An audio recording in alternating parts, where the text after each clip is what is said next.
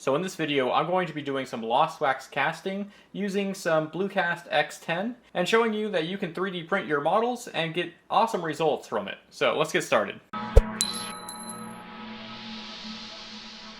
So BlueCast was nice enough to send over some of their products and have me test them out and see what I thought and show you guys. So that's what we're going to do in this video. And they did a pretty good job actually. So as you can see here, I have their X10 Castable Resin. This works on just about any LCD printer. Along with that, I have the X10 Customizer for the sharpening. You pretty much have to use one of these customizers with your X10 to make it to your liking. They have different ones, but it seems like the sharpenizer works good for what I'm doing, which is jewelry. There's also this, which is a primer. You're supposed to brush this onto your build plates, and it makes a thin layer for everything to stick to, because this stuff doesn't like to stick to your build plate.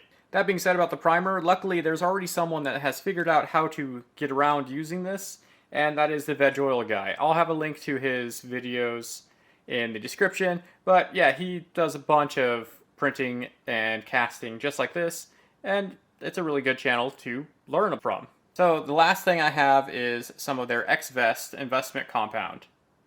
And this stuff works really good, but there are some caveats to that. So if you've watched any casting videos in the past, you've probably seen them dunk the finished product into a bucket of water for everything to kind of just explode off of it and release the pieces. This does not do that, like whatsoever. I've already tried, it just doesn't do anything, which is a good and bad thing. It's bad if you get it stuck inside of, say, a flask like this, and you have to take a chisel to it to get it out, which I did, because I don't have the proper equipment to get this out of it. So you can use something called a hydrojet to basically shoot water through it and blow it all away. You can also use an ultrasonic cleaner that has like a dental investment solvent in it to dissolve everything. But other than that, you're not going to want to use this inside of a flask. There is a flaskless option, but you also need a casting machine that can take flaskless casts, which I don't have. So I can't really use this right now until I do something about being able to get it out. So that being said, I have some castings that I've done using the resin and the investment that I was telling you about that I had to basically chisel out. But it came out pretty good.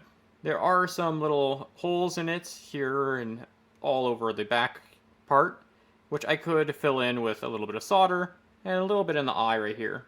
But that's my first casting using this stuff, so it will just get better from here. Here's another piece that I've kind of polished up just a little bit. I still haven't even taken the little sprue part off, but yeah, it did really good at the burnout and everything for these, at least. So here's a Pokemon ring. Came out pretty good. Besides, right inside there, there's a little bit of a crack that happened in the investment, and it just kind of made that line, which can be removed. And then here I have the wolf ring from Dark Souls, and it does have a little bit of a divot here, and then there's markings up here that aren't supposed to be there.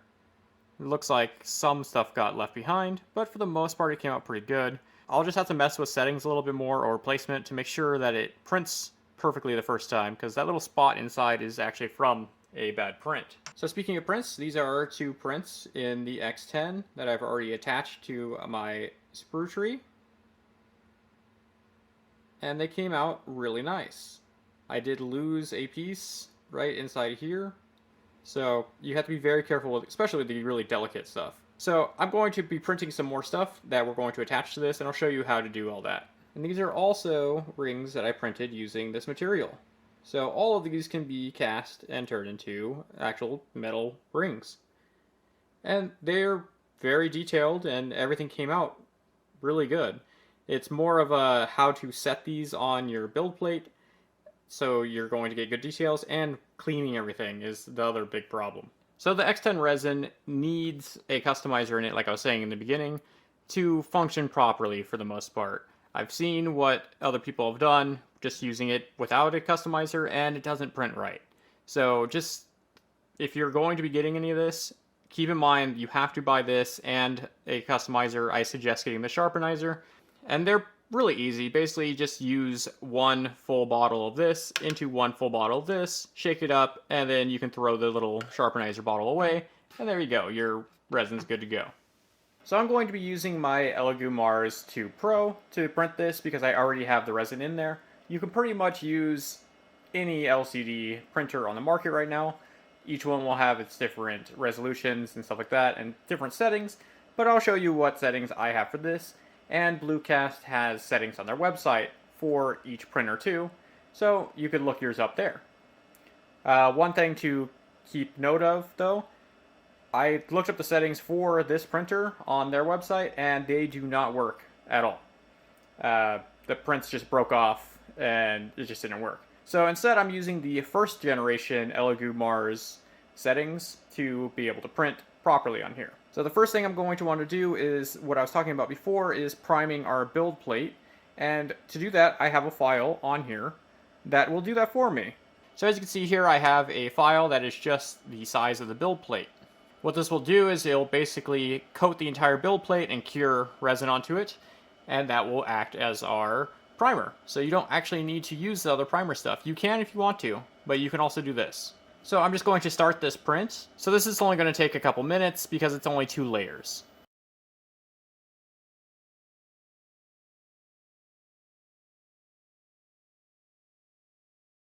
So now with the prime coat on here, I can start printing the actual files I want. It's going to take about 3 to 4 hours to print them, so I'm going to move this back to where all of my other resin printers are, so it can print in peace and out of my way, and then I can actually start using my desk again. Alright, so here is the finished prints, and you can see I have it inside of a glass container. I'm wearing gloves. This stuff you do not want to get on your hands. One of our rings had a failure though. As you can see, the supports were not enough, and it kind of let go and just kind of flopped around. I'm still going to try to save this top piece and see what I can do with it, but the rest of the ring is pretty much wasted. The skull one, on the other hand, looks like it came out fine, but we need to take it off the build plate and clean these up. To do this, you're going to need a scraper. Usually a plastic one that came with the printer will work just fine. And I'm going to be using a sprayer that is full of 99% alcohol. You want to use 99% if you can. The lowest you want to use is 91%. Anything under that has too much water content and can kind of react weird with your resins. So I'm just going to pull up on the primer sheet, and it just comes off like that.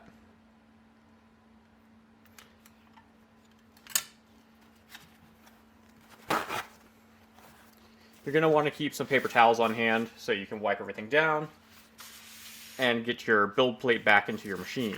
Make sure it's all cleaned off as much as you can, and try not to mix any alcohol with the resin that's still in the machine. So now that we have it all free like this, I can start breaking this away or cutting it with some of the clippers that usually come with the machines. Some of them don't, and they're cheap enough to buy on their own.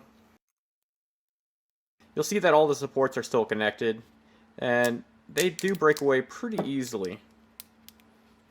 I used light supports on this, so that's probably why it failed on the other one, along with it not just having enough supports. On more delicate pieces, you're going to want to cut these away because it could rip away the actual piece instead of the support. So here we are, and it's still covered in a thick layer of the resin, which we need to clean off. So normally I'd use my wash and cure system to clean off all my pieces because it makes short work of it and you can throw a bunch of stuff in there, but this resin doesn't like to be submerged in alcohol for too long. So spraying it onto it is fine, but submerging it, not so great. So I'm going to do it with a toothbrush and just spray it down.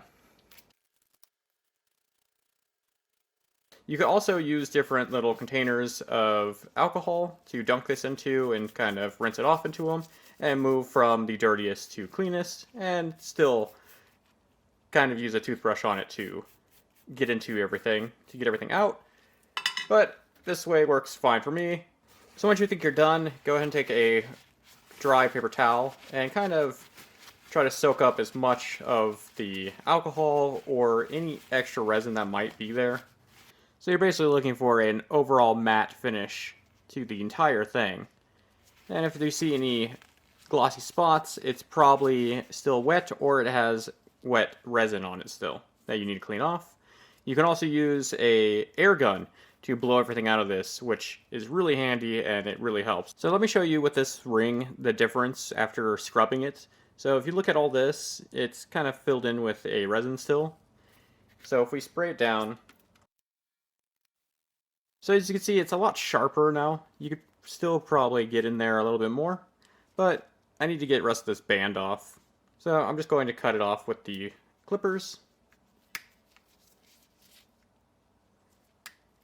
So here we go. And I'm going to have to clean up the back of this a little bit more using some files and stuff, but I'm still going to cast this piece, and I could just solder it onto a band and still use it. So it's not all lost. I could also turn it into a necklace if I wanted to. So this is my wash and cure setup from Anycubic, and I'm still going to be using this because I can cure the pieces to work with them. You can use them right away, just like this, but if you want to do any type of filing or fixing or anything like that to them, you're going to want to cure them a little bit more just to make them a little harder. So you might be able to see on the skull that it has little pieces where the supports were. So we're going to have to take those off and clean them up and probably fill in a couple holes where supports kind of took some material away. So this is a very simple machine. Basically just put the pieces you want to cure on the turntable and put this back on. And all you need to do is turn it on, switch it to cure, tell it how many minutes you want to cure them for, and push start. So now I'm going to actually file these down and clean them all up. And to remove the little tabs or whatever that are left behind from the supports, you can just kind of pry them off. So if you do pry them off like that, they can leave holes like this, which I'm going to fill in with wax, but try not to do that in general. I just wanted to show you that it can happen. So for all the ones that go around the ring shank here, I'm just going to use a file and kind of file them down and smooth it out. And that will pretty much do the trick for now, and then any holes we're just going to fill in with wax. For this one, I'm just going to file this flat, so we'll have a good area for soldering. So that should be good enough for this piece. And it's basically just going to be a ring like this. And this is the one that I actually printed properly, just a different scale. As you can see, it's much bigger. So now I'm just going to use this little gas lantern to keep a flame going, so I can heat my wax working tools and fill in any of our little gaps or voids or any of the imperfections from removing stuff. So I just have a little bit of wax here that I'm going to melt onto my blade, and I'm just going to find where the chip is that I added into the eyebrow area and kind of fill it in like that and let it cool down, and then I can actually shape it to how I want. While I'm waiting for that though, I can fill in anything down here.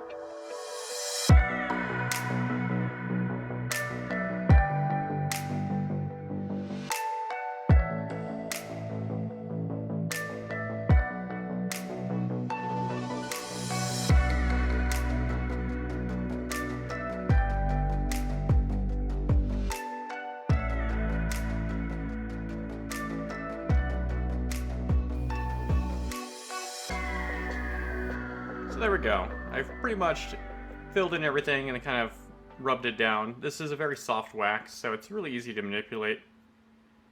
So now with that done, I need to attach a sprue to this.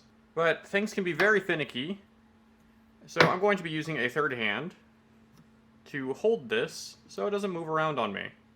And with the third hand holding it, I can use both my hands to actually attach stuff. So I'm just going to heat up my blade and transfer a little bit onto my piece and let it kind of set up, and then heat my blade again and just kind of put them together like so. And then do not move it, because when they're hot like this and you try moving them around, they'll just break off.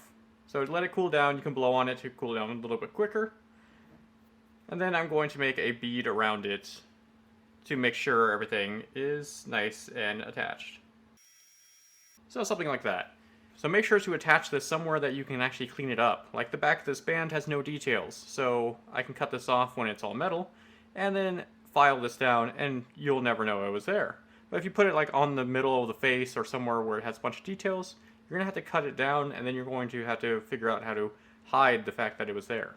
Another thing you can do with rings like this that have a bunch of metal in them, and you want to make sure everything flows all the way through, so you could attach more of these. Say you wanted to attach to the front part of the jaw right here to the inside of the band, so when the metal comes in, it's able to flow here, and instead of having to flow all the way around to reach over to the front side, it also has a way to travel straight to it and fill this in. So I'll let you know right now, I'm no professional at doing the waxworking of this, and I'm very new to actually doing the wax parts, but it seems to be working so far. So with this second one, I can either attach it to the actual piece that comes up here, so when stuff gets poured in, there's a chance that it can go into there, or I can attach it to the metal right here, which is what I'm going to do. So I'm just going to cut some off, and then to make the little angle that I want, I'm just going to cut into it a little bit, and then fold it over, and then I can attach it. And then for the part where I cut, I can clean it up a little bit. And there we go. So I don't need this to be as long as it is either. So I'll just cut that off as well. And now this is ready to go onto our sprue tree. So you might notice that these are attached in way more points and all over the place. And this is just because there's no real good place to attach anything to these. So I attached it to points that I know I can clean up. So for this, I want to make sure that we're at an angle, because this is going to be upside down and it's going to be pouring into it. And you want to make sure that you're at a pretty tight angle like this. If you're out too much like this, it will work, but you also have a problem with hitting the flask or just being too close to it. So what I'm going to do is just add a little bit of an angle to this. So I kind of attached it in two different spots. It just kind of worked out that way. And it should make for a good cast. I'm just shoring up these joints so they don't break off. So there we go. One more ring on here. So I'm just going to do the same thing for this one and do it off the camera. So here we go. Everything's all nice and attached. And before I actually fill this with plaster, I need to know how much this weighs. So I'm just going to weigh it in grams. And just keep in mind that it's about 10 grams. So there is a math equation, but there's also calculators online that you can use that you just kind of punch in the number and it'll tell you how much of the metal you need to put in. So I'm going to be doing this in sterling silver, so we'll do that. And I'll make sure to link to that so you have it on hand and it's easy to get to. So I'm going to be using a perforated flask, and this is the same one that came with my actual casting machine. So it just kind of all works together, and the perforated ones work better anyways. So there we go. Now I just need to mix up my plaster, vacuum it, and put it in. But before we do that, I need to put some tape on this. Alright, so there we go. You want to make sure you have a lot extra on top, because when we vacuum this out, it's going to bubble up and boil, and it overflows. So if you build it up like this, you'll stop it from overflowing. It is filled. Now I need to go back in the vacuum chamber and be vacuumed one more time. So after about a minute of it being in the vacuum chamber, you can remove it and place it somewhere that it's not going to be moved for the next 2 to 4 hours. So now that it's been a couple hours, we can take all the tape off and clean it up. So there we go, and all we need to do now is take off the rubber bottom, and it should look something like this. So now all we have to do is put it in the kiln and burn it out. And here are all the burnout settings that I'll be using for this. This particular kiln is programmable, so you can really set up any profile you like. So the kiln is starting to cool down to its casting temperature, which will take about an hour. And in that time, I need to melt down my metals, and I need to figure out how much I need. Luckily, there's a website that you just type in your weight of wax, and it'll tell you how much metal you need based on whatever metal you're using. For me, it's going to be 103 grams of silver, or sterling silver. So we have 106 grams here, and I'm going to melt this down. So you could use a crucible and torch to melt down your metals, or if you have a furnace like I have, you can melt it down in here. This is a really cheap one, and it takes about an hour to get everything up to temp. I go to about 180 degrees Celsius, which is whatever I show on the screen right now in Fahrenheit, because this machine only works in Celsius. So I'm gonna get that started, so once this is all warmed up, everything should be cooled down enough on the kiln, and we can just cast everything.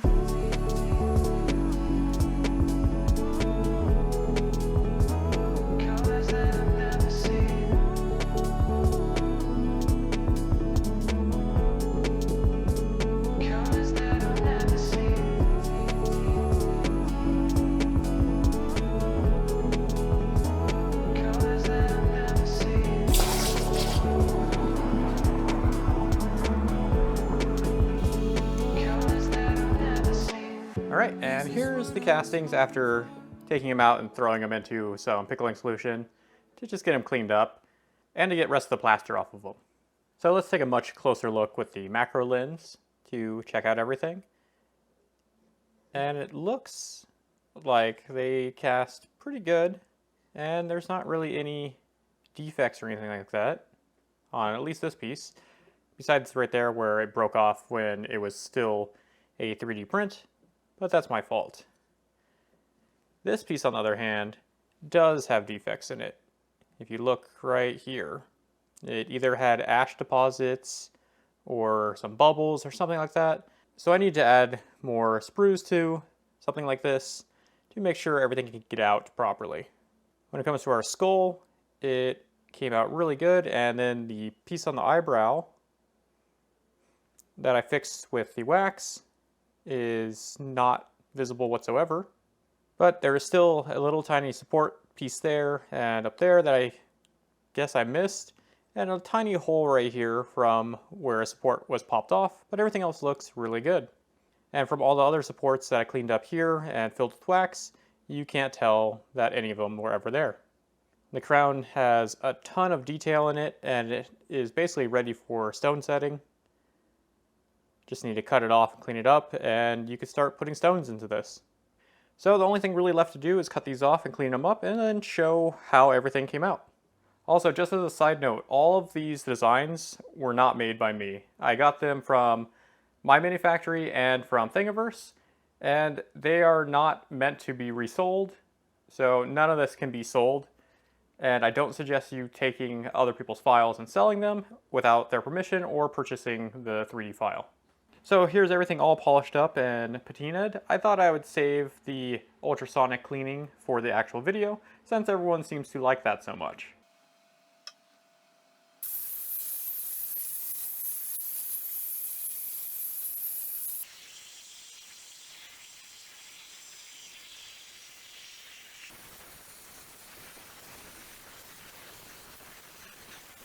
So as you can see, they came out pretty good. There are some defects in some of them, like the little ring piece that had a mistake, and little bits in the skull ring as well. But these are all things that I'm going to have to work out when actually setting everything up and casting it. I don't think it's due to the actual resin itself, seeing that other ones have no signs of any of these little spots. So do I think this resin is usable for making castings like this? Well, yeah, it does a really good job, and I really can't complain about how the casting quality came out. But printing it was kind of a pain just because the settings that were given don't really work on the website. They just need to be updated a little bit, I think, or just use the slower settings from the original Mars.